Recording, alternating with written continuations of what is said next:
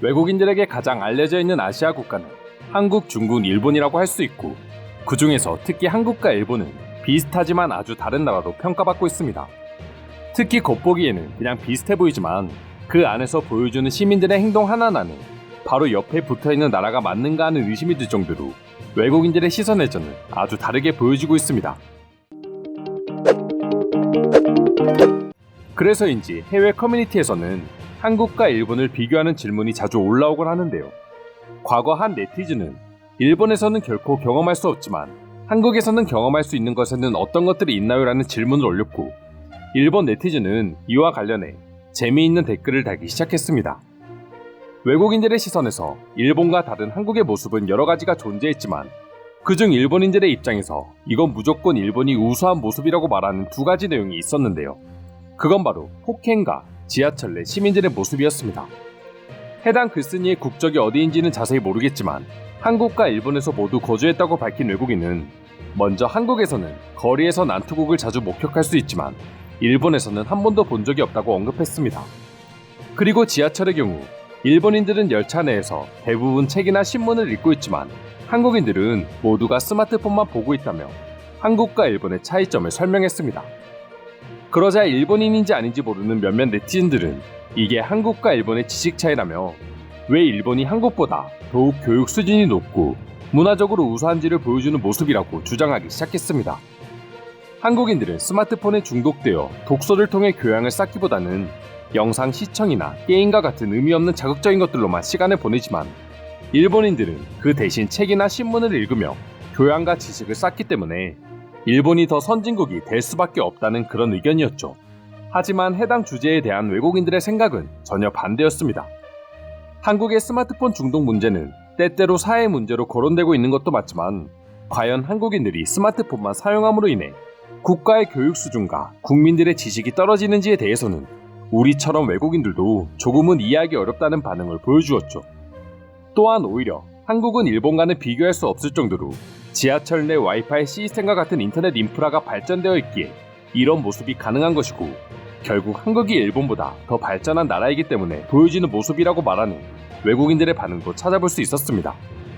땅속을 달리는 지하철 안에서 끊기지 않는 스마트폰을 사용할 수 있다는 것 자체에 놀라는 외국인들의 반응도 찾아볼 수 있었습니다. 그럼 지금부터 일본인들은 지하철에서 책을 읽기 때문에 한국인들보다 더 잘났다고 주장하는 글에 대해 외국인들은 어떤 반응을 보여주고 있는지 자세히 소개해드리도록 하겠습니다.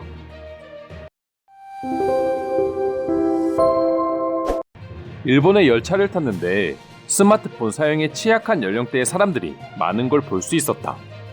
그리고 여기서 언급되지 않은 점 한 가지는 일본은 여전히 현금을 대다수가 사용하고 있지만 한국은 카드로 결제하는 것이 더 일반적입니다.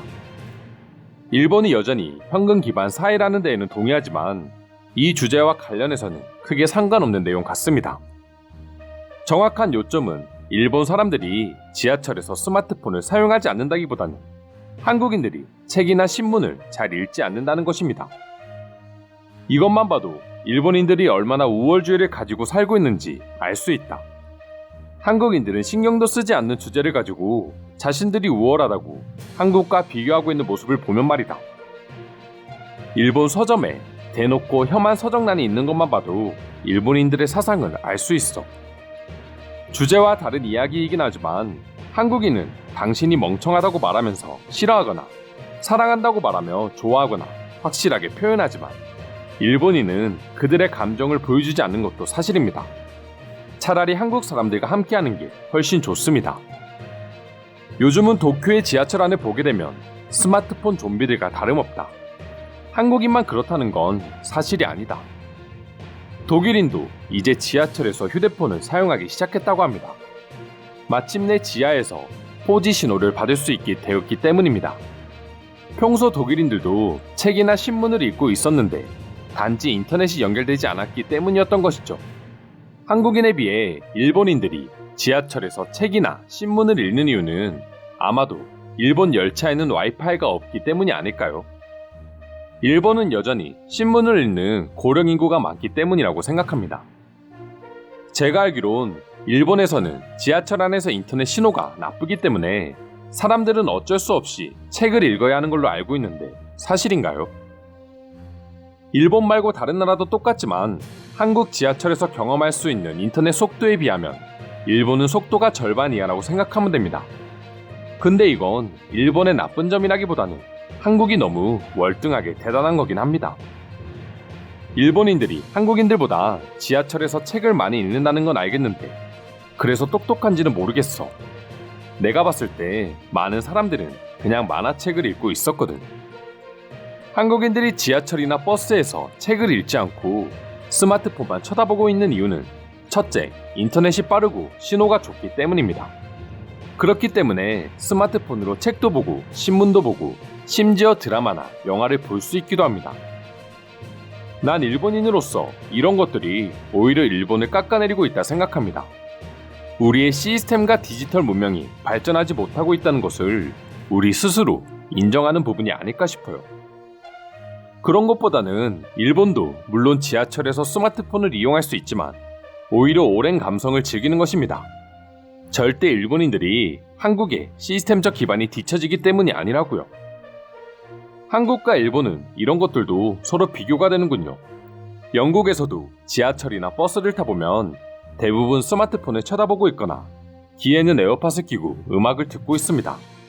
책을 읽는 사람들은 거의 찾아보기 힘들 정도입니다. 일본이 점점 시대를 따라오지 못한다는 생각이 강해지고 있습니다. 그리고 이런 것들도 자신들이 우월하기 때문이라고 말하는 일본인들의 사상이 심히 걱정이 될 정도입니다.